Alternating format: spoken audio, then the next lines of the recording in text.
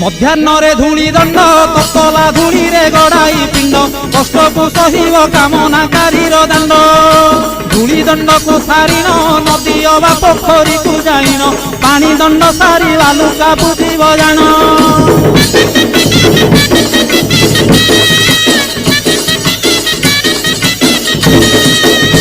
ଦାନ୍ତ କାଠି ନ ଘଷିବ ଆମ୍ବ ପତ୍ରେ ଦନ୍ତ ଶୁଦ୍ଧି କରିବ ଜଳ ଦଣ୍ଡ ପରେ ଅଗ୍ନି ଦଣ୍ଡକୁ କରିବ।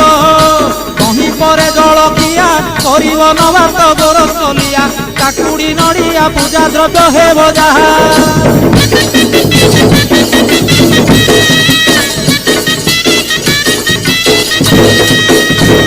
ଘରେ ଭୁକ୍ତାଙ୍କ ଘରଣୀ ସେ ରୂପେ ନିୟମ ମାନିବେ ପୁଣି ନିୟମ ଭାଙ୍ଗିଲେ ଦୋଷରେ ହେବେ କାରେଣୀ।